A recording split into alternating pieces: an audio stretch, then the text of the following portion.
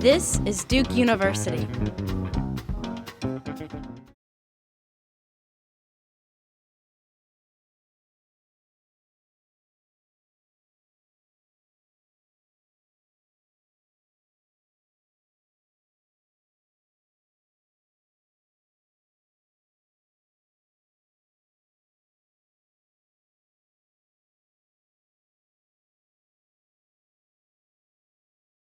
Welcome to the first event for 2010 for D's. My name is Joe Knight. I am the student chair of D's. And this is actually a joint event by several different groups, and I'll talk about those in a second. But first, we are extremely lucky to have a great speaker tonight in Tim Berry. And if you want someone to talk about business plans, then this is the person to do it. And so, it's great that you all are here and we're able to brave the cold and the rain out there to take part in this first event of D's. As I mentioned, D's is actually a combination, a joint effort by several different groups. The EVCC, which we'll hear a little bit about in just a moment, as well as the Center for Entrepreneurship and Innovation, the Duke Startup Challenge, which is the premier business plan competition at Duke. We'll also hear a little bit more about that. The Duke Center for Entrepreneurship and Research Commercialization, and finally Do Hack, which is actually right through those doors, and that is the student-run incubator. We're also very fortunate to have quite a few different sponsors and supporters. InterSouth Partners is the largest venture firm with over $700 million, largest venture firm in the Southeast, and they're a great support for us. We have 3 different law firms, so we are legally approved. Hutchison, Wyrick Robbins, and Smith Anderson, 3 great law firms that help startups. iContact helps us with our email marketing. Intuit is the makers of Quicken. And then we have HPG, which is an accounting firm that helps startups. And Square One Bank is a national venture bank that's actually based here in North Carolina, and they provide debt financing to startups. So this is just to give you an idea of some of the different events that we've got planned for D's over the spring term and semester. So next week, you'll see there, January 28th, Run It by the Pros. You can actually come, and we'll have different CEOs, lawyers, and experts from the community that are going to come in, and you can sit with them for a short period of time, sort of a speed dating style, and you go through and present your idea or present your company and get some feedback from a lot of experts in the area.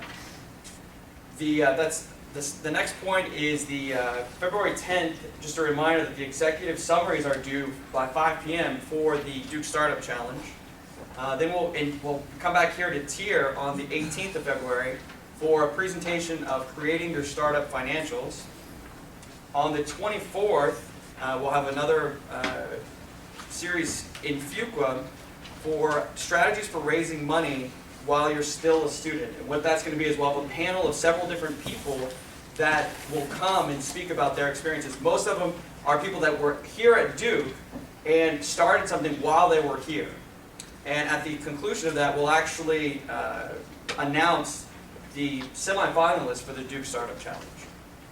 On the 17th of March, the business plans for the Duke Startup Challenge will be due at 5 p.m. And if you're invited to be one of the semifinalists, you'll give your investor pitch on the 24th of March. And then we'll wrap it all up with the actual Duke Startup Challenge investor pitch competition on the 8th of April, and the big hoopla will take place on the 16th, where we'll have the 10th annual Duke Startup Challenge final event with the $25,000 grand prize. So we're going to bring up, we're going to talk a little bit about the Duke Startup Challenge. Come up here. Thank you, Joe. I don't think I'm speaking. So, good evening, everybody.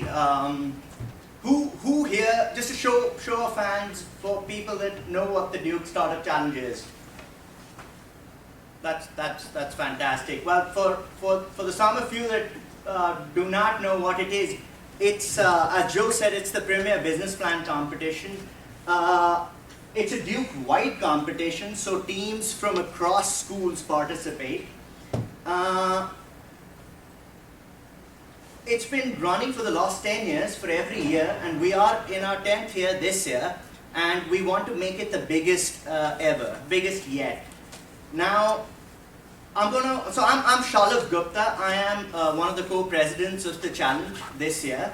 I'm going to quickly run you through some of the key events and the key dates.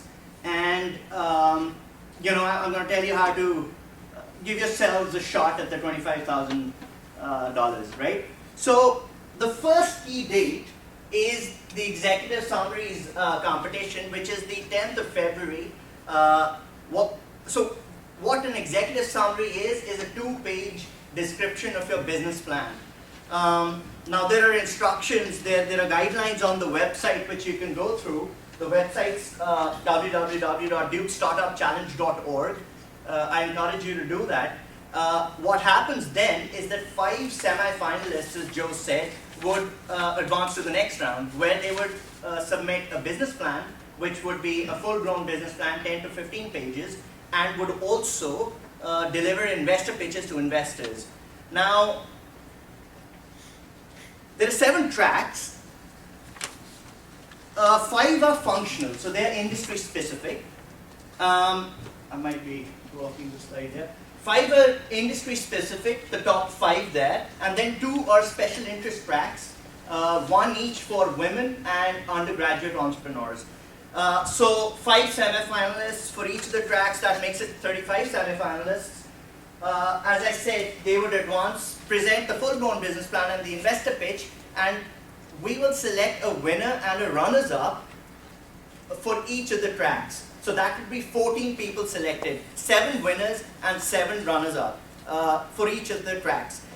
Now the 7 winners would then present final investor pitches on the 8th of April to, again, a panel of investors, and they'll be competing for the grand prize, which is $25,000. But what's important right now is to get inside that funnel, and that funnel starts with the executive summary competition, the due date for which is the 10th of February. Now, before I conclude, I just want to say that I have a lot of students come to me and they have a business idea. Often it's a fantastic business idea, but it's not technical. It's not coming out of the Duke Technology office or the medical school. It's a simple idea. People want to sell fast food sushis around here. Now, the point is that it needn't be technical. And that's what a lot of people don't understand. It's got to be a business idea that appeals to you, that you're passionate about, and that you believe will make profits or achieve whatever goals that you set your business to achieve. So do please participate if you're sitting there and you have a business idea that you believe in, that you're passionate about. It's a great, great learning experience, even if you miss out on the $25,000. By the way, at every stage we have cash prizes and prizes in kind. Now the first stage, we are giving away cash prizes worth $3,500, which is the executive summary competition. We have some other in-kind prizes as well, software and so forth.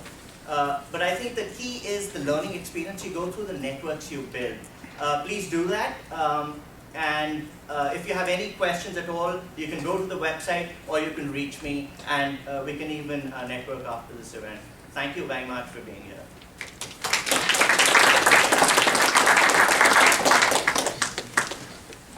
All right, Adam's going to give us a little information on the EVCC. I won't take too much time because I know you're eager to listen to Tim, but I just raise of hands as well. Who knows what the EVCC is? So not as many. So the EVCC is Fuqua's entrepreneurship club. We've made a couple of changes this year. I'll go through this really quickly, but the first thing I want to talk to you about is that we've opened it up to undergraduates and other graduate students. You don't have to be a member of or a student at Fuqua to be part of the EVCC, and I'll show you how you can sign up later. And I encourage you all to do it because we've got a lot going on, and you're welcome to join and come to all of our events. Again, you don't have to be a Fuqua student, and you're welcome to join all of this. So really quick, we redid our vision this year of where we want to be as a club now and into the future, and we really did 4 layers. And so many of you here probably are startup or entrepreneurs at heart. So that's really what you want to do when you graduate, is start your own company. So what we've done is gone and maximized events that can help you do that. So these, partnering with these, that's one of these events. We've got other events that really help you try and start your company. The next layer out may be for people who want to be an entrepreneur, but say, I don't want to take on the full risk of being an entrepreneur. I want to go join a small company, maybe have a salary, have some equity, that kind of a thing. We have a number of events that are catered to that. So if that's what you want to do and be entrepreneurial, we're doing a lot of things there. The next layer out is for corporations. So some of you may say, I need to go get a job at IBM or Microsoft or Google, but I want to be at a company where it's very entrepreneurial, is what we call. And we're doing a lot of stuff with that. And in fact, we're having a brand new event here April 7th. It'll be the Entrepreneurship Symposium, and I encourage all of you to put that on your calendar. We're going to bring in a number of big companies, venture arms of big companies, and companies that do a lot of spin-outs, and how you can and they're going to talk about how you can join them as a company and essentially be an entrepreneur with the security of a big company, which is kind of a really cool thing. So I really wanted to talk about some just quick things that are coming up that are entrepreneurship based. These, which you're all here, we have going on. We do Dell, which is a Duke Entrepreneurship Leadership Lunch, and in fact, Tim participated in that. It's a small group of 10 people. We send out an invite. It usually fills up in the first, 30, 45 minutes. We only allow, again, 10 people, and you get to go to lunch with founders of companies. The next one, for those women in the room that are really looking to do something entrepreneurial, we have what's called Women in Entrepreneurship. It's a small group of women that meet and bounce ideas off one another to try and create businesses. We've got a Plan-A-Palooza coming up, number 2. This is in partnership with a venture capital firm here. You actually get to review business plans of a number of companies. They actually get about 120 companies. You get in groups. You get these plans sent out to you, and then you rank them online. It's a very, very cool event, and one that's been very popular. And then in the summer, we're going to have we're still looking at this, but potentially the student resident in entrepreneurship if we continue that. We did that this year. If you're interested in venture capital, we have the EVCC competition and the venture capital boot camp, which will be a big boot camp focusing on the healthcare industry here in February. I think it's February 10th. I'm not totally certain, but you can go to our calendar and you can participate in that. We're going to have big VC firms come and talk about how they invest in healthcare-based startups. And then again, this new Entrepreneurship Symposium, I really encourage you guys to all come out to it. It's going to be a really, really great event. And then other ways to get involved if you don't want to come to the events. There's the Duke Gen, which is a collaborative, I don't know if you'd call it a Facebook essentially, of Duke alumni that are entrepreneurs or entrepreneurial. And there's a lot of activity going on. If you have questions, if you need help, whatever, join this. You can post things. People will respond to you. It's a great way to get in touch with alums. We have the program for entrepreneurs going on at Fuqua. It's, you can go to the website. I won't take more time, but you can Google Program for Entrepreneurs and see what it's all about. We've got a startup database to help you. If you are doing the Duke Startup Challenge and you need programmers or whatever, online you can go to our Duke Startup database and find things like that, resources that will help you get your businesses started. And then go to the EVCC website if you haven't done this already, sign up and join, and you'll get all this information. So again, I encourage all of you, whether you're a Fuqua student, an undergrad student, engineering graduate student, whatever it is, a med student, you can be part of EVCC, and we encourage you to be part of it. So thank you very much, and without further ado, hand it back over to Joe. Thanks, guys. Let's give them a hand. So it's a lot of information, but it's really important, as Adam mentioned several times. If you go to the website, you can gather all this information and look through it at your leisure. So before we have Tim come up, I want to give you a few points of, it would be difficult to try to sum up all the different things that he's done, but I want to just mention a few things that I found quite interesting. So Tim is the president and founder of Palo Alto Software, and he actually built Palo Alto Software from 0 to 40 employees, and to the point of having over 70% of the market share without any type of outside investment. He's also taught a class on starting a business at the University of Oregon for 11 years, as well as done a SCORE workshop on business planning every quarter. Before he got into doing and teaching business plans, he his first career was in journalism, and he's written regularly for the Business Week and for the Financial Times. So we're very fortunate to have Tim here with us, and without any further ado, Tim, I'd like to invite you up.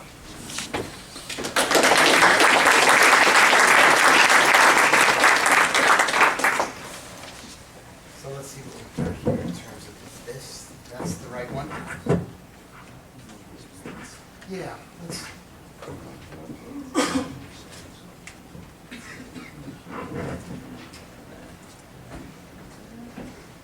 So does that?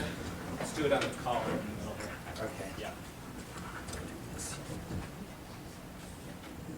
What's really fun is if we have a cord for me to trip over. I never stand still, so it's like people will be watching to see if, oh my God, he's about to do it. He's about to do it. Maybe we'll bring out the cord later. Okay, that's Spoil all the fun. Now, I think I hear it better. And this, oh, I could. Yeah, all right, cool. I want to apologize for the weather that I brought with me from Oregon. I was told that we had really nice weather in this part of the country, but you can ask Laura about that. I noticed Eugene, this is Eugene, Oregon weather. We have this from roughly October through June, and then we have great summers. Great to be here, though, and I appreciate the invitation from Howie and from the organization, because I had some really great years on campus in business school, myself not here, but it's fun to get back on campus, and I love the contact with you guys. It's exciting, and I can't help but feel that. It's just fun to be here, so I really appreciate it. And ground rules here. Would all of you please raise your hand? Everybody who's human, raise your hand. Okay, thanks. Do that for me, okay? I don't want you to wait and hold questions for the end. I've got way more slides than we'll ever get through. And far fewer of them than there ought to be are really relevant anyhow. So that makes it up to you to say, wait a minute, tell me about this. So I'm going to go with apologies to Joe, because that was a nice introduction. I'm going to start with sort of tipping you off to where you might want me to shut up and answer a question, okay? Which is if yes. So yes, I founded that company. I was a co-founder at Borland International. How many here ever, you'd be dating yourself, but Turbo Pascal, please, is there somebody that, thank you very much, that was a Borland product. Sidekick, way back in 1984. Borland started with no outside investment and went public 3.5 years later. It was driven by consumer demand. Now, the consumers were all geeks, pardon the expression, because it was Pascal back in 1983. My involvement, to be fair, was as a founding member of the board. I was doing the business plan. Philippe Kahn, who was the genius behind Borland, ignored every bit of advice that I ever gave him as a member of the board of directors. But still, when the company went public, although he'd ignored all my advice, and thank God, by the way, because every time he did the opposite of what I was suggesting. The bad news here is I was the MBA, so what I was suggesting every time made great analytical sense. Every time he did the opposite, he was right. The company spurted up and grew and prospered.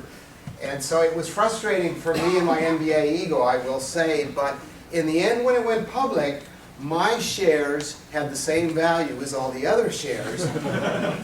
So that was a good consolation prize and a great experience, and always for me a reminder about all the contradictions and paradox in entrepreneurship. I founded bplans.com. There's where I got my MBA. These are some of my books. That's my favorite. That came out in 2008, and we'll talk a lot about that because I think there's a new kind of business planning that is going to be very important for actual companies for this new world we're in. And it has a lot to do with managing change and process, and a lot less than the old business plan with documents. But we'll talk a little bit about that, because I understand the Startup Challenge, and for the Startup Challenge, you're going to be dealing with a more traditional business plan than this one. So there's going to be contradictions throughout this. I sort of introduce that, and then I'm not held responsible if I contradict myself in short order. That one more recent, that's my product. And here's where you might, for the Startup Challenge also, think of some things that you might want to interrupt me for. I'm chairman of an angel investment group now. I'm a serial judge of, and I apologize, I'm going to have to look at bullets. I hate bullet points, but I never have the patience to stick with the same presentation twice. And for this one especially, I want to remind myself of things. So if you ever do bullet points in a presentation, at least apologize for it, and don't do it very often. I have been a judge of business plan contests a lot since 1997. A lot with the University of Oregon intercollegiate one, which several Duke teams have entered. University of Texas Moot Corp, Rice, Carrot Capital, Forbes one is fun because you can see that one today still live. They give away $100,000.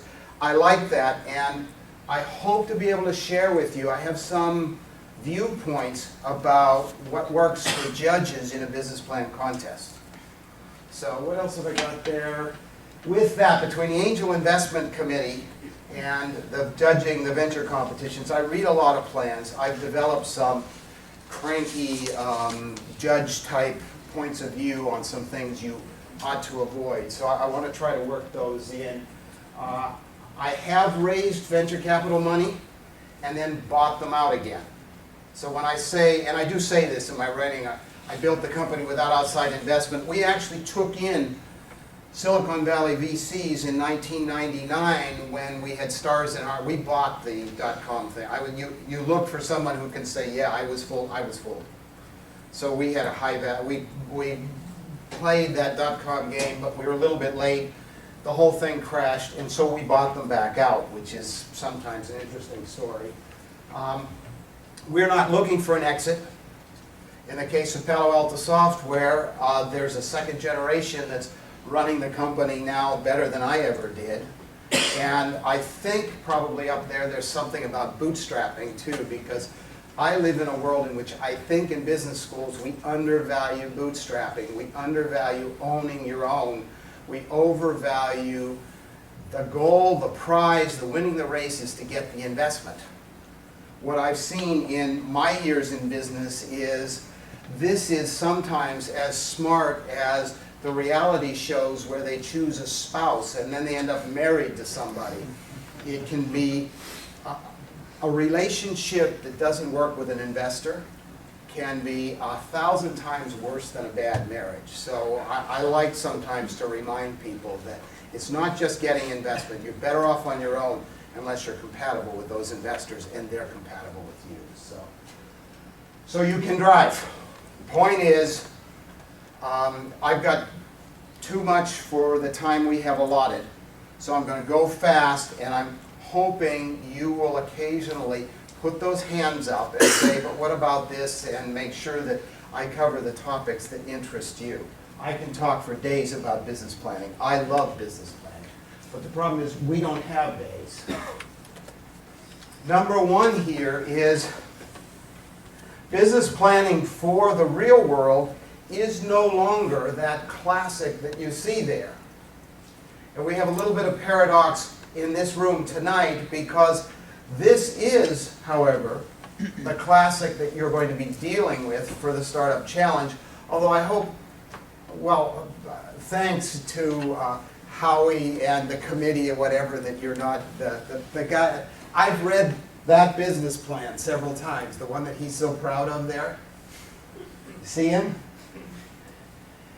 And while I do a lot of speaking to companies about how, no, you don't need to do the whole big thing, we're going to try to remind each other with my slides that, yeah, but let's concentrate on the whole big thing while we're talking about business plans, Business Plan Pro maybe, and the Startup Challenge here. I do want to make a point that this reminds me of before I go on, which is, and this will come up throughout the evening, one of the things that I really hate as a frequent reader of business plans is when the writer of the business plan is exercising his or her need, desire to show how much he or she knows about this particular technology or business.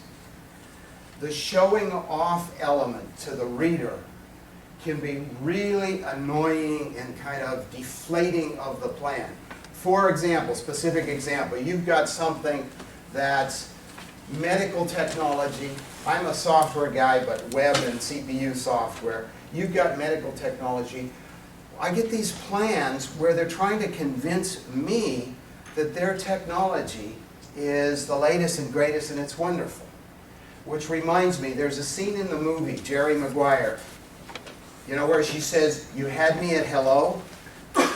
What I'm doing as a reader of your business plans is, if it's about a technology that I have no way of knowing, I'm going straight to the management team and I'm looking for the degrees, I'm looking for the past jobs. In that case, I'm looking for patents, but I worry about patents, by the way, because if you believe a patent is going to protect your company, that's naive. I like to see patents. But I'm not going to read the stuff about the medical electronics. I'm a business person. I want to see, are your sales goals, is there a market sort of granularity that feels good? I want to see other things. So that stack over there is the way I feel sometimes when people are explaining the technology. You have to, I as the reader, I take the technology for granted. For example, in this audience, hey, you're all Duke students. Everybody in the country knows what that means. I'm not going to evaluate your technology. I want to know how you're going to build a business with it. So I will interrupt myself from time to time with some specifics about business plan contests and business plans I've known and loved, but this in general is the way I'm going to run this tonight. And with one precaution, pay no attention to the Q&A at the end. Q&A means, okay, I'm thinking I'm done now, but I'll take other questions. Do not hold your questions till the end. Raise your hand and ask me questions. So, a quick review of fundamentals that apply to all business planning, not just your contest. But still, before we get into a business plan contest, let's be aware of the actual business fundamentals, because it's good to keep them in mind. Number one, it's not about the writing, the formatting, the idea. It's in real world business planning, it's about results. Now, you're in a contest, so the judges will be dealing with how credible are your possibilities of results. It's not about the plan. It's about the business. This is a problem for all of us. In this setting where we're talking about business planning, the phrase business planning means so many different things to so many different people. I tend to focus more on business planning as steering real companies. The business planning you're going to need as you go past the contest and get into running a company, which is a process. It's not a document, it's not a plan, it's not like a master's thesis. It's a process. You want in business planning to be running a company, and the business planning is a way of steering with incremental and whatever, and plan versus actual. I'll talk about it later. But then there's the business plan for the contest. There's the business plan for angel investors, for venture capitalists. There's the business plan for the banker. Totally different thing. Here's a secret that bankers don't like you to know. Bankers almost always require a business plan. They never read them. You could coil bind pages from a telephone book and put it into the business plan for a banker, because what they're really looking at is collateral. And don't feel angry with them, because the law of the land requires that they not invest in your business plan, no matter how good it is, because they're using depositors' money and so on and so forth. But that's a different business plan. The plans for real companies that are just managing themselves don't even get printed out frequently. They're there for the team to review progress, to track results. They're written down because if we don't write down our plans, we lie to ourselves. I've been through this. It's amazing how brilliant I am as a forecaster when I haven't written down what I forecast 6 months ago, because then I really always knew it. But when you write it down, then you have the benefit of, oh dear, I didn't really know it, and much more important, it's not the plan you wrote, it's what was different, and how was it different, and why was it different, and how is your company going to react to that? So that's also in, and then some people think a feasibility plan is different from business plans. I mean, there are all these different things. I'm going to try to help you tonight with the business plan process related to the startup challenge. But I can't resist talking about the larger thing, because this is an academic setting, and you're going to be out in the world. So I want you to be thinking of real business planning too. So the real plan is long-term goals, sort of as horizon, short-term steps, it's specific. The plan for a business is what's supposed to happen. Who does it? When do they do it? What are the dates? How much does it cost? How much does it bring in? What are the metrics? That's the real plan.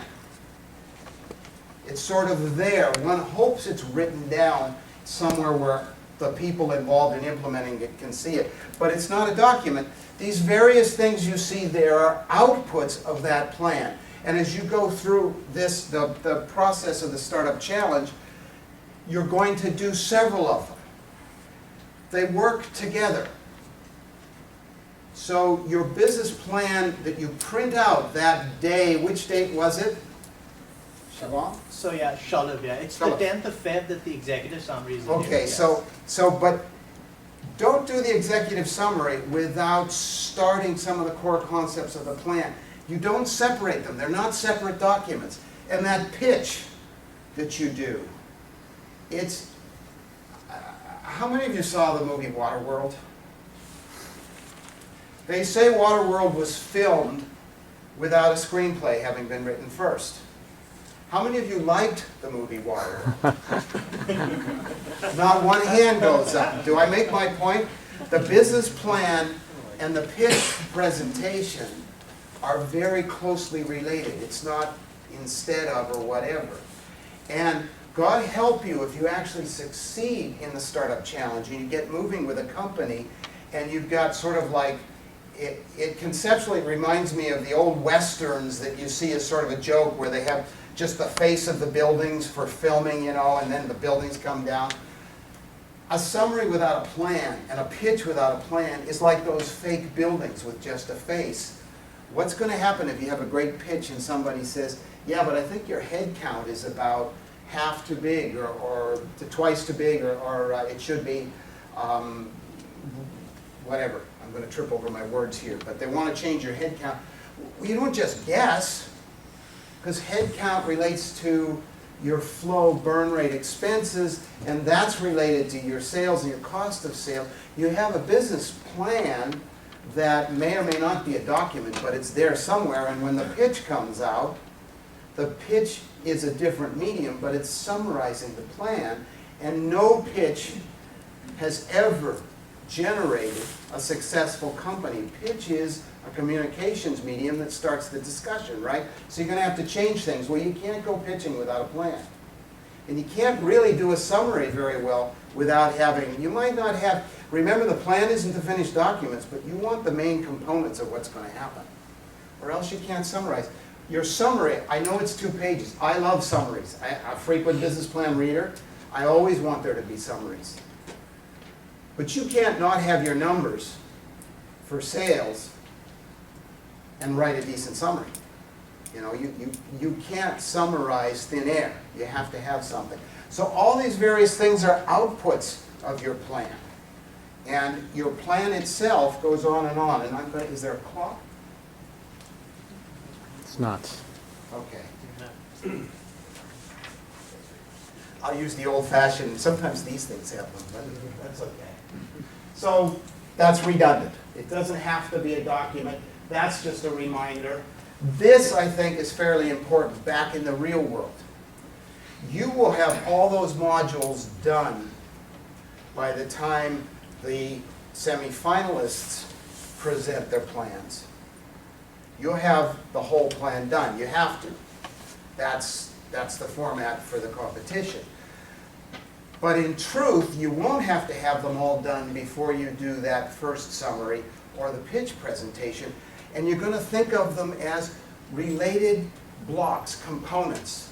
Sales, cost of sales, and expenses gives you burn rate. And at some point, you're going to have to pull in some assumptions about balance and how balance works, and that reconciliation between balance and income is going to give you cash flow. You can't do the summary without knowing how much money you need. You want a great story? I'll give you a great story. I heard, this is a real story from a business plan competition. The judges asked the contestant, so why $500,000? The contestant answered, well, I don't know really, but they tell me that you're supposed to have a year's worth of expenses stored up before you start. I don't think I'd be able to sleep well unless I had extra, more than that, so $500,000. And every judge in the place was thinking, okay, you want me to write a check from my bank account to you so that you can sleep well, and you're not offering me any return on my investment from that. You're not, I mean, the right answer for that, going back to the summary, is this is why I need $500,000. I need this equipment, I need this working capital, I have this marketing campaign planned, and then your judges are saying, okay, there's a useful use of whatever that particular amount of money is. That's a block. And you can't do that without the sales forecast. And of course, you can't do any of it without thinking through the strategy. But maybe you haven't got it finished, presentable, and polished, but do your blocks. Do what you need first. Even in the business plan contest, and you'll notice I'm putting that as an asterisk, don't do the whole thing until you need to present the whole thing. But start looking at how it comes together. There's the strategy and the specifics. Strategy, I'm going to go into this. I'm going to make some suggestions, but I know where you are in the world. You can do your own strategy. But then there's specifics. Review, schedule, assumptions, milestone, sales forecast, expenses. You can't get around those and write a summary. And you can't really know what's going to happen in a business without the numbers. Maybe I appreciate that more. My background was, I was a literature major at Notre Dame, and then I got a master's in journalism, so what do I know about numbers? And my other degree is MBA, but I learned the hard way about numbers. Try being broke and have the IRS wanting $90,000, and you really gain an appreciation of numbers. This one is tough, because in the real world, the vast majority of entrepreneurs, including the majority of successful ones, don't do the market research that we all teach. But we all teach it because you're in an environment where we're expecting very high standards, and I mean just generally these business contests. And you need to validate a market, so where a lot of times I'm telling entrepreneurs, look, if you know what you're going to do anyhow, and you're sure of, you got the person who's been running a restaurant as an employee for 15 years and they want to start a restaurant, they're not going to do market research for restaurants. They're ready to make their bet and play the game. But, and in that case, I'm saying, okay, then, see, the trouble is people don't actually do the business plan. Then they get there and they say, oh, I need market research, that's too expensive, I can't do that, and then they stop. So, pop quiz, what kind of market data validates sales? I'm a business plan contest judge or an angel investor. Both are true. What are you going to give me to validate sales? You've got a hockey stick. You're aware of the phrase, right? No. I used to consult with venture capitalists in the 80s. They paid me to kick tires on software ventures, and some of them became friends. Amazing, I know, but still. And I remember sitting down to lunch with one guy in Palo Alto, California, and we sat down, and he's, how you doing? He said, damn, if I see another hockey stick plan, I'm so sick of it, I need a couple months off or something. And I said, what do you mean hockey stick plan? What is that? I'm thinking, you know, we're all doing software and add-ons and so on, and who's going to invest in hockey sticks, right? But he says, no, you don't get it. A hockey stick goes along, boring, boring, boring, and then suddenly turns up to huge growth. And notice the way he said it, because here's what he said to me exactly. It suddenly turns up to huge growth as soon as we get your money. So the actual results are flat, and then it's going to be great as soon as we get your money. Well, he was tired of hockey stick plans. So how do you validate? Yeah. With a decent prototype that you built yourself, or you could just like look at the competition and see like what type of market, like how many Prototype competition. I've seen both work in business plans. The prototype is hard because prototypes usually suck, even though they're technically right. And you're dealing with a bunch of too old, overworked judges who look at this and it's a bunch of stuff, and it's your degrees will impress them more than your prototype. But when it's good, it works. Yeah. Letters of intent from a bunch of people you plan on interacting with. Okay, your name is Grayson. You want to be on his team. Letters of intent. Somebody else? Yes. So I was about to say show progress or sales before you've gotten outside money. What's the investor's favorite validation? I guess that's a question for me. What's the best kind of initial financing? Sales. The best companies in the world generate initial financing from sales. What does the investor want to see? Sales. Don't show me. I get so tired of this is a $5.6 billion market, and if we have 1% of it, you know, and all that stuff, this huge, unique granularity, and there's no, yes? At what point do you go and ask for money? Like, you know, as an entrepreneur, like, you have to have a prototype, as you say, you know, you need to see sales. So at what point do you go to investors and say, give me more money? Oh, over and over. I mean, that's why you need a business plan. You're actually looking at your plan is the interplay between sales, sales forecast, cost of sales, expenses, cash flow, when do you buy the inventory and things like that. So you don't go frequently. You really have to plan it ahead. At that point that you go to the investors, you're so much stronger. And this stands for business plan contests too. If you can show that somebody's buying it, that's what I'm talking about. Oftentimes, they'll find something like Duke University has bought the prototype. Perfect example I saw in the Angel process we had last spring. Really interesting technology to clean water that was dirtied by the alcohol that they used to wash the airplane wings. And you know, where the temptation was all this technology stuff, and it's a combination of analog and digital technology together. It's really cool, but it's hard as hell to understand until the guy gets to the point where SeaTac, as in Seattle-Tacoma Airport, has 6 of these installed, and they love them, and they want 3 more. That's what I'm talking about. That's validation. We've sold a few hundred of these, and here's what the people wrote about it. Yeah. But that's rather difficult for like a medical device company where you can't start to do sales until you have FDA approval, which is very expensive. Oh God, yeah, I see so many, and some of these medical device companies come true. That's what's really amazing. I've seen venture competition ones that actually got financed and are changing the world. There's one that was in Rice 2 years ago where they're storing stem cells for people, and it's just, there's some really cool things. But yeah, from the investor's point of view, these days a lot of competitions have special teams of judges for that.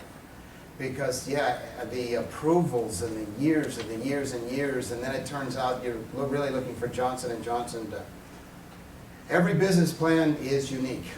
So take me with a grain of salt. There's no general rules. Yes? What is the difference between, you're talking about investors' validation, what is the difference between how an angel investor sees this type of validation and a traditional VC? The question, because you don't have a microphone, is what's the difference between angels and traditional VCs? I don't think these generalizations work well. Angels are a very heterogeneous group of different groups and individuals, and even venture capital now is pulverized into a lot of different firms, survivor firms, that have a lot of different viewpoints. It's really hard to get a useful generalization. Angels tend to, on average, they're going to be more comfortable investing in industries they know well. And VCs tend to build their portfolio around industries that they're comfortable with, so that gets to the same place. One of the keys there, getting off the subject, is you have to research investors very well. Remember, there's nothing worse than the wrong investment and the wrong investor. You're better off bootstrapping. So you have to research well what industries they like and what they know and how they operate with people. You always target an investor pitch to specific targets. Never shotgun those things. The mass mailings are doomed. There were a number of other hands around, but yeah. So you said as an investor, you're more comfortable, investing in something that can generate cash internally. But that's, this generated sales already before. My favorite validation of sales, and I think I can generalize because I work with a lot of other angel investments and I've consulted with venture capital and et cetera. I think I can generalize that validation is always a problem. And when you have medical electronics, for example, then they're going to be looking at your degrees and your experience and who's done this process before. It's case-by-case basis. But the best validation is somebody is writing checks. That's what I'm saying on average. Whereas the company yourself, right, if you're generating a lot of cash internally, where do you draw the line between either moving around in the company with your own money or asking for investment? Oh, you're asking the wrong person. That's an easy one for me. If you can generate the cash without the investors, you can quote me on this. Screw the investors. You're so much better off owning your own. My wife and I own Palo Alto Software. I've dealt with this. I've consulted. You get investment because you have an idea that you're in love with and you're sure it's going to work, and it takes money. That's why you get investors. And when you get investors, you know that they want you out of that business 3 to 5 years from now. Because they don't make money if you're still there and happy. The worst scenario, well, not the worst, but a terrible scenario for an investor is they invest in your company and you grow it and you're happy and it's healthy and it's cash flow positive and you never want to sell it. That's why investors group together so that they'll try to have controlling interest, because that scares the hell out of them. Because it's not unusual. They don't make their money until the liquidity event that used to be IPO or acquisition, nowadays is pretty much acquisition.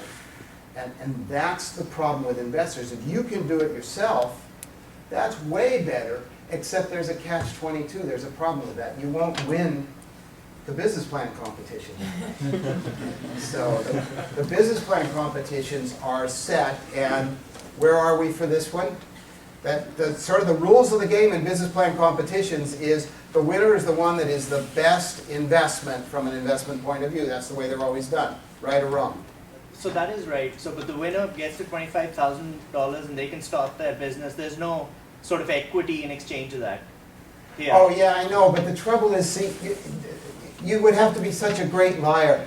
If your real plan is you're bootstrapping and you're trying to tell the judges that this is a great investment opportunity, something isn't going to add up. That's the problem. And I understand, that's the way business plan competitions work. You have to have the best investment deal. But that's not the way life works. If you're in that situation where you're generating cash and you don't need investment, hooray for you. There's nothing better. That's, that's the best you can get. That's nirvana. Forget the investors. Yeah. How would you judge an online business that doesn't really have a business model? For example, like Are they making money? Yeah, through partnerships with Bing and Google, but I don't think it's sustainable.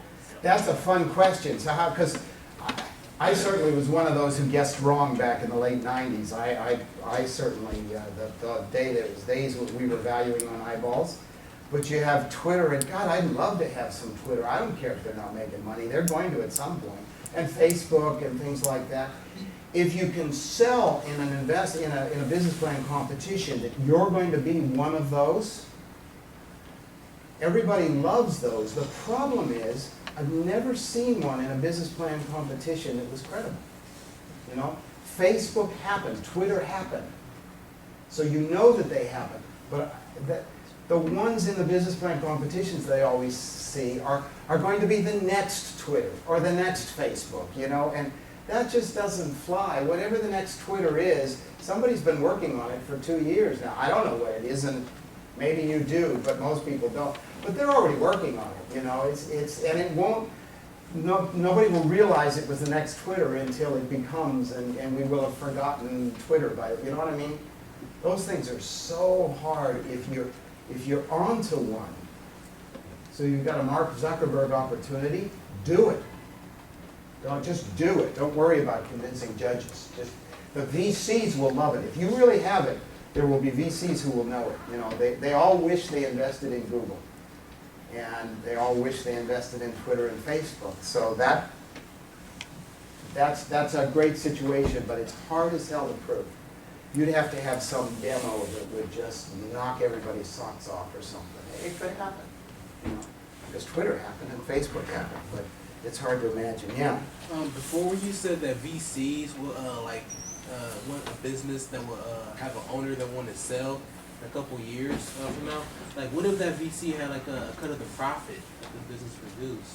They don't live on that. The question is, the VC not happy with the profits? No. The VCs are investing other people's money, not their own. And they're in a very tough business. You know, everybody talks about the VCs as sharks and so on.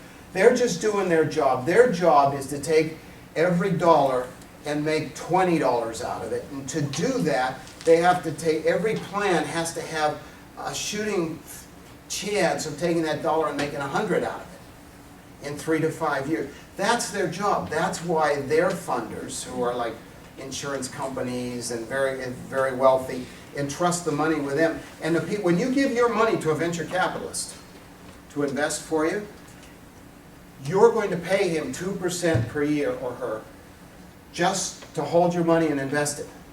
And that 2% is an average. Those things get negotiated. You got to invest that money, and you've got to make it more money. So you're looking for Google and Twitter and Facebook and all of those, and you can't go back to your investors with, I've got dividends. It doesn't happen in the real world. I lived this. Palo Alto Software, we sold a minority share to Silicon Valley venture capital firm in 1999 because they wanted in on those crazy valuations. And then the dot-com boom crashed, and now we were left with a healthy company, cash flow positive, completely independent, that was never going to sell. And the firm that invested in my company was run by a guy who was a friend of mine at Stanford Business School. And it's bad business to have somebody lose out on an investment in your company. So I called him up and said, hey, well, how about if we give you back your investment plus market interest for 2 years? And that got them out of our company because we're happy with it. We don't want to sell it. But it was a terrible investment for them because they had a minority share and we were never going to sell. They could have had dividends, but growing companies don't even give dividends. We don't want profits, we want more revenue. So we aim in Palo Alto Software for 0 profits. We have to get 2 or 3% because it's hard to aim correctly. Because if we have extra money, we want it back into marketing. We want it back into product development. We want it back into future growth. So that doesn't work for the venture capitalists. And in our case, we bought them out. And here's a fun little, the rest of the story thing. Jeff Fisher was the name of the guy who had invested. A year later, he was out of business. He's happy, he's wealthy, he owns a winery in the California wine country. But he told me at lunch a year later that We who gave him back his money plus 4% interest 2 years later were his firm's best investment for the whole year of 1999 because they got their money back. So the future of planning is we're going more and more for a very fast-paced virtual world, and what people don't realize when you do your business plan is that you're working towards the future where planning will solve the problem of accountability that the world is going to have more and more of, because we're not all sitting in the same place anymore, among other things. Planning begets metrics, which begets tracking and accountability, and planning is the way to steer companies. But that's redundant. I love this metaphor. This isn't for your business plan for the contest. But think about this, whether it's soccer or basketball. Ooh, I guess it has to be basketball. I meant Duke, sorry. It's basketball. The player, when she, in that picture, and I guess it's women's basketball tonight, so when she gets that ball, the defensive rebound, there is a plan at that moment that has to do with, I used to coach soccer, it would be go up the side and then towards the center. There is a plan, but it's a very fluid plan that everybody knows is going to change rapidly as the opponents have their answer. The existence of the plan increases the likelihood of making a basket in a few seconds. They don't do it without planning, but the plans are changing constantly. So there's that funny paradox and interplay between we've got a plan, but we change it. The worst thing in business planning is this idea of, well, why are we doing that? Well, because it's in the plan. That sucks. No, you don't do anything because it's in the plan. The existence of the plan helps you track what's working, what isn't working, and you run the company and you steer based on following up with the plan, like the dribbling has to do with where the opponents go. You're tracking reality very quickly. But you start with a plan and then you manage the plan. Stargate. How many saw the movie Stargate? You know how they walked through that gate, and there's about a third of you did, but there's this funny gate that you kind of see there.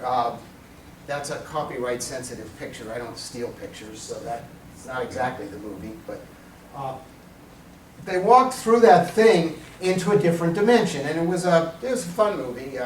Kurt Russell and James Spader, I think. It's here because this is a problem with business planning that has to do with different dimensions. The financials, the pro forma income statement, the balance, pro forma balance, and pro forma cash flow, they look so much like the accounting statements. Same format, same form. It's like, oh yeah, I know this, I had this in accounting, right? But they're different dimensions, and today is the Stargate.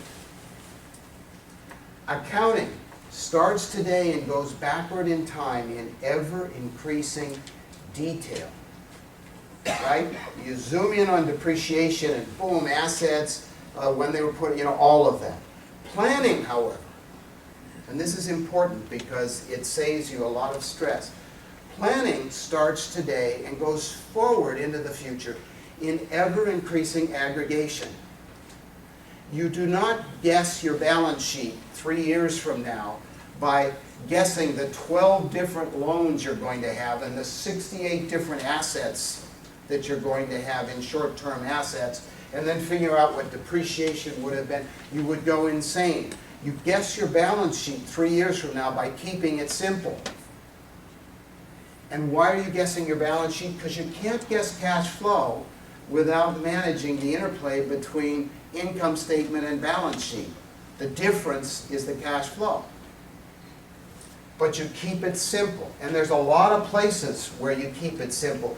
People go crazy trying to do depreciation in the future. Is it double declining, or and all of that stuff. And you're guessing about what's going to happen in 2013. If you're within 10% of your $10 million sales forecast, you're delighted, right? So that means $9 to $11 million. That's $2 million range. And if you're within 10% of that $10 million 3 years from now, that's a win. That's tremendous, right? And then people will spend 2 days trying to figure out whether 3 years from now it's $55,000 or $45,000 in depreciation. have a life, move on. Pop quiz, no prizes. Name the author of that quote.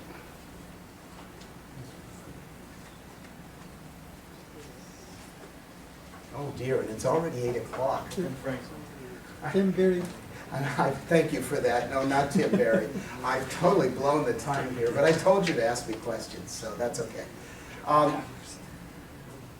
Okay, you can name him now, right? And for those of you who aren't from the U.S., I do some workshops in other countries. It turns out that actually, he said you can name him too, right? He said it about 120 years earlier, but of course, for Americans it doesn't count because he said it in French. But it's a really important quote. Not for your business plan contest, but for the rest of your life. So there's the fundamentals.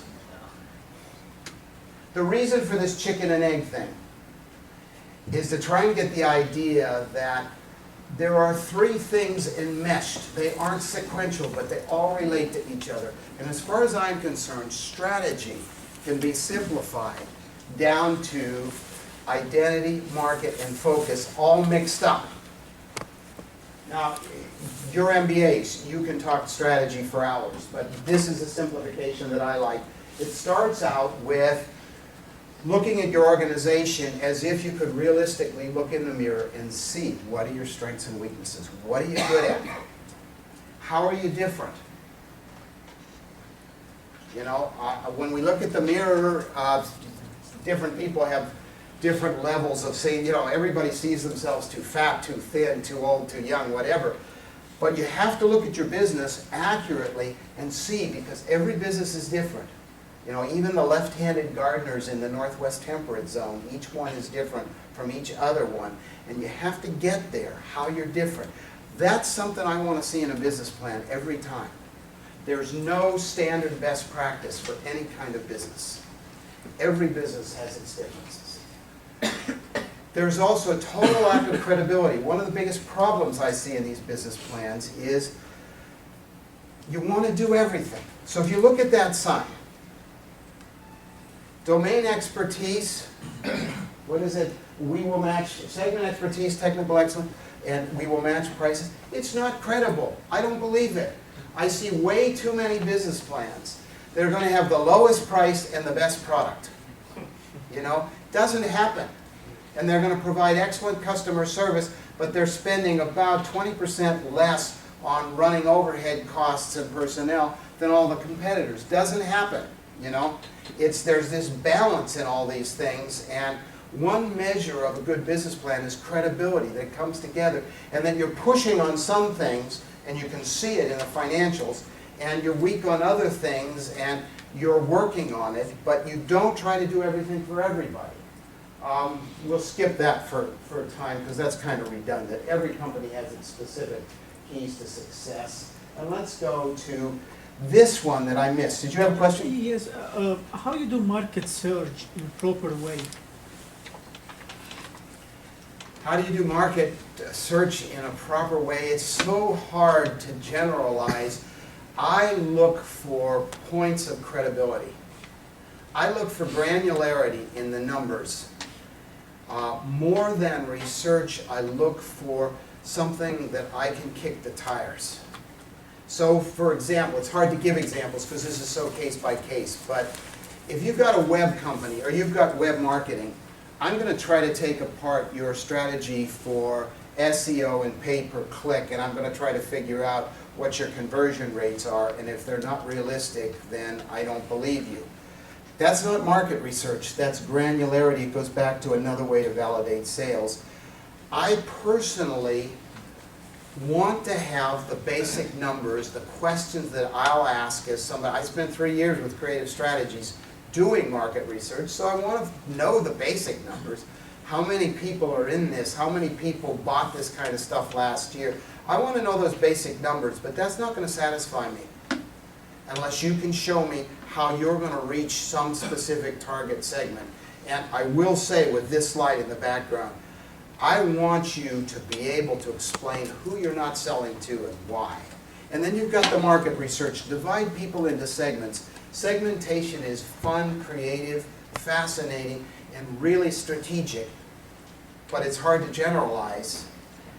And it's, somebody once said, good software is like silk. You know it when you see it. Good market research is like silk. It comes together. I like this, I'll tell you. I like stories and people. I want you to do something called like persona. And by the way, when I say I want you, I'm not even going to be a judge in this contest, but I mean as a judge. I want you to tell me the story of this particular person. Get out of the segmentation. Get out of the large demographics. We're looking for people 30 to 40, male, you know, whatever.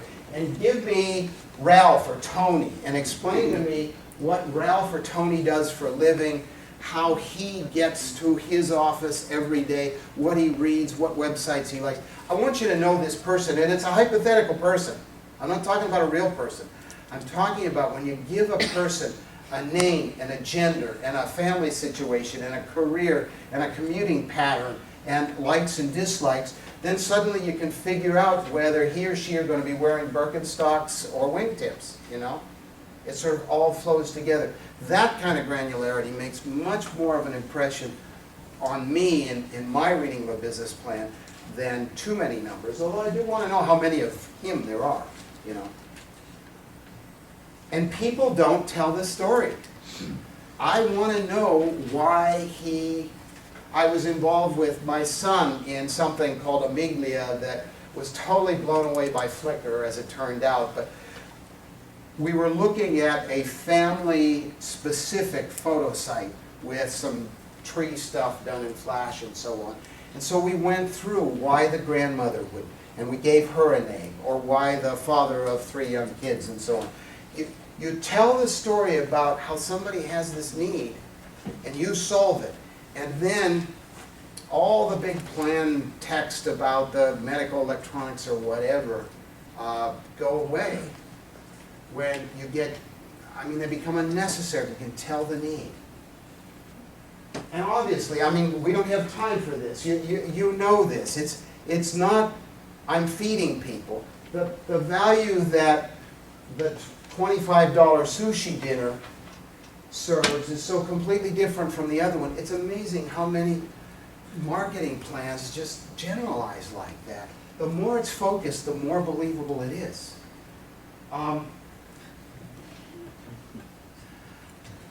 Great story from a business plan, true story. There was once a business plan where the judges, business plan contest, where the judges, 10 minutes before the start of the plan, got together and told the organizer that, well, but you wanted a realistic venture capital experience, and he said yes. And the judges, several of them, I was in the room. I thought it was cool. I wasn't one of the instigators, but I was kind of in favor. Said, well, don't give them 10 or 15 minutes without interruption. That never happens. And they got together. There were 4 VCs in this group, and they said, yeah, I've never seen that happen. So they changed the rules on the contestants 10 minutes before the start of the contest, which was interesting, but they went back to the old way the next year, for the record.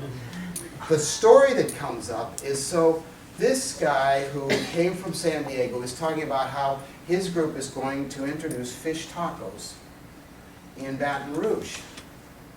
And he's about 4 minutes into the presentation when one of the judges, who it turns out had a whole chain of restaurants in Minnesota, interrupts him and says, is anybody going to like these fish tacos?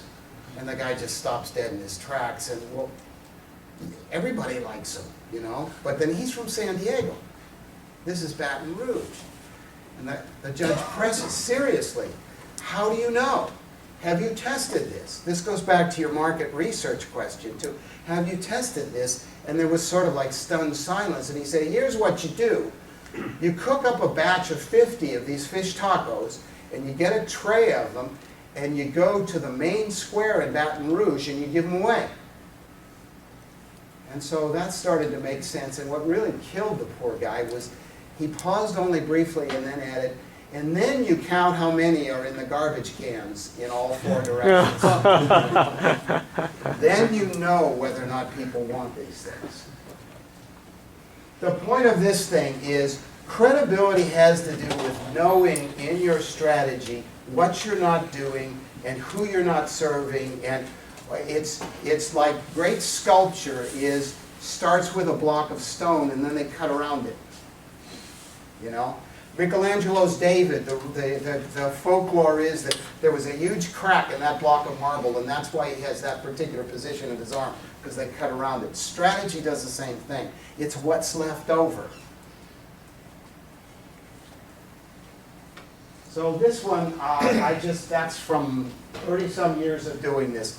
When I look at a plan, you know, if you're focusing on 3 or 4 things, I like it. If you've got a list of 25 key points, 25 is like none. There is no best practice strategy. It's tailored always. And you're going to run really hard decisions. Now here's one you'll get in the business plan.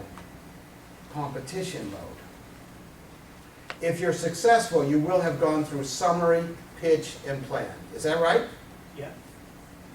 At each point in the way, you're going to have somebody who ought to know what he or she is saying, telling you how to make it better. And they're going to contradict each other, and it's going to drive you crazy. I can't tell you how many times in business plan contests I've seen this crestfallen look from entrepreneurs after the contest is over, when the judges are explaining why they didn't win. And the face falls. I've seen it over and over again. He said, and they will say frequently, but the judges in the last contest we were in told us to do it this way. And here we are, another set of judges, and we're saying, why did you do that? It would have been great if you'd done the other thing. Well, we started with that, but somebody told us to do that. This is tough. This is real business. And so much of it is what you won't do. This graphic, displacement for me is the most important concept in small business strategy, and it's this. The graphic is, you fill the glass to the top with liquid, and then you drop stones in it, and you watch what happens. That's displacement, right? Same thing happens in business. Everything you do rules out something else that you won't do. So another thing that I just look straight for in business plan contests is if they're trying to do everything, it won't work. Show me a beachhead strategy. Show me that how you're going to change the whole world 5 or 10 years from now, but in the meantime, you can establish a ground point there, and you can get going and generate some cash flow and credibility in a small way. And then you'll win the contest if I'm the judge, and then you'll take it to the next one, and the next one they'll say, but why are you so narrow and focused? We want to see a bigger vision, you know. So it's tough, but it happens all the time. Always think about the knobs you can turn in your strategy. Way too many of these business plans go off in very large things that just aren't credible. Things that you can actually do are so much better. And in the Q&A, I'll hear these just preposterous things that they're never going to be able to do, you know? Knobs that you can turn. It doesn't help me if I'm caught in freeway traffic that it would be nice to go up. I don't have a knob in the car that just goes up, you know? Run your business planning that way, that it's all realistic.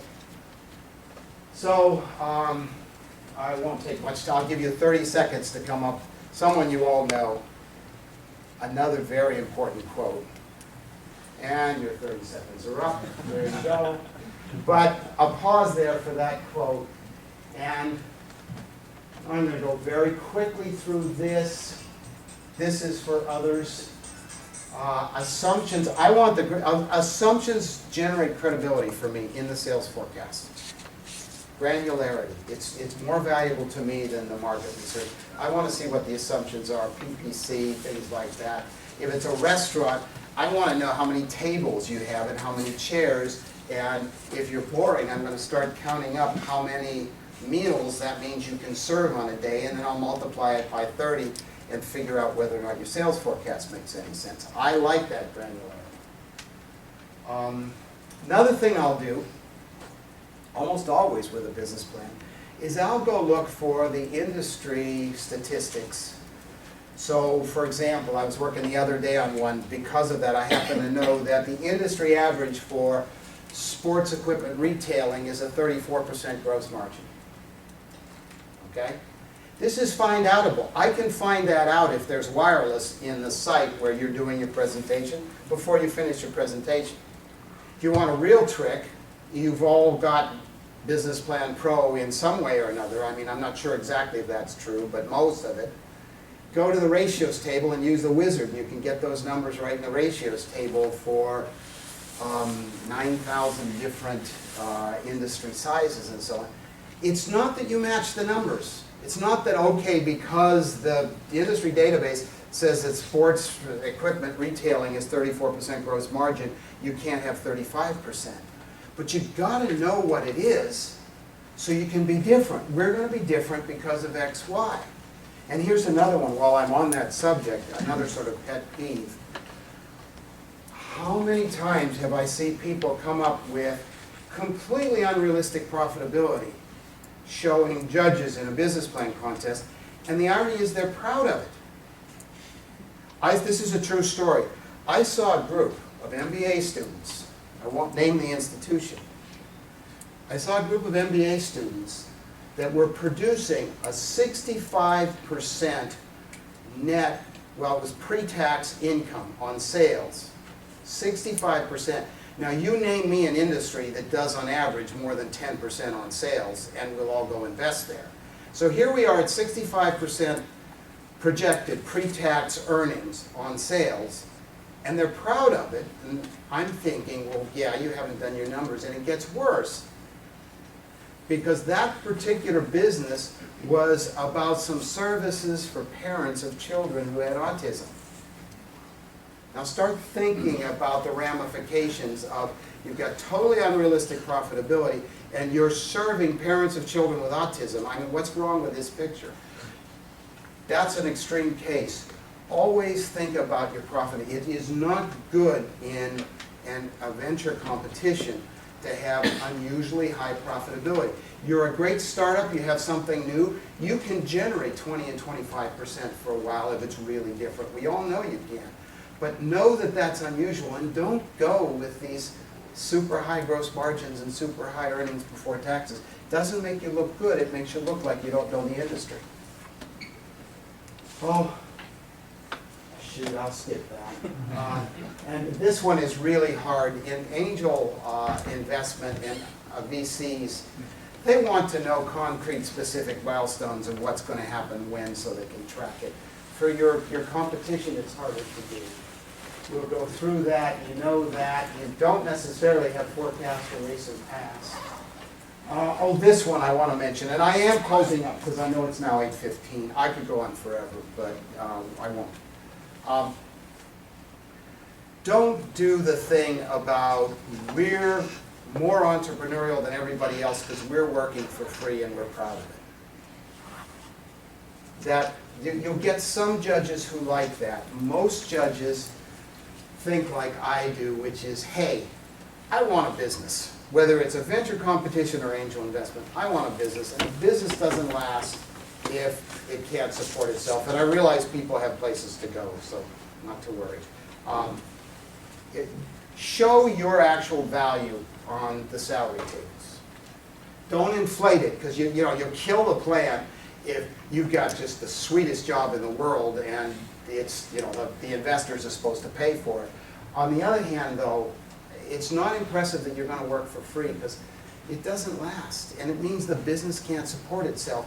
Better to take a realistic salary and add that to what you need. Investors are going to be looking, I mentioned earlier, at what you need. Add it in. You need money to live. Sweat equity is really difficult and is not very convincing. And I think with that, I should shut up and make sure that if any of you have places to go, you can go. And if you have questions, and because I'm not going to run off, but I do know that we have some limits. And like I said, I could go on forever. So questions? Let me, what we'll do is I'll ask one question, and then if anybody else has questions, you can come up afterward. Could you sort of answer, maybe you see a lot of business plans, maybe 2 or 3 of the pet peeves, the things that you've seen that really just drive you crazy, so we can all be sure that we don't do those things whenever we create our business plan? Well, I'll tick over some that I mentioned. The one is the showing off what you know, which just bores the hell out of me. Okay. Not including the business information. I want to know sales, cost of sales. I want to see burn rate. I want to see a list of what the components of your ask. Your ask is how much money you need, right? I want to know what it's going to be spent on. You know, that stuff, that drives me crazy. The having to search. The overflight, hey, I was a literature major. I love good writing. But the best writing in business is a 5-word bullet point that makes sense, you know. Punchy. Get to the point, make it easy to read. I hate 8-point font, you know. I hate it when they don't have bar charts. I want to see sales, cost, or gross margin and net. I want to see that in bars so I get the scale of the business immediately. I hate people that believe I hate plans that believe having a patent means you're safe. Patents are great. Everybody loves patents, especially patent trolls. But having a patent doesn't mean that your technology is safe. It's a very tough world. The patent law is good because it's some sort of validation, but it doesn't work. It doesn't protect anybody.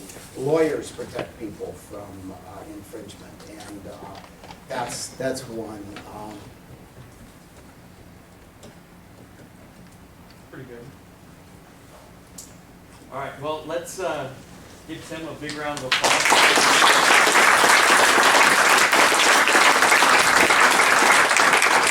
All right, we have, before you leave, we have the feedback forms that are on your seats. If you would...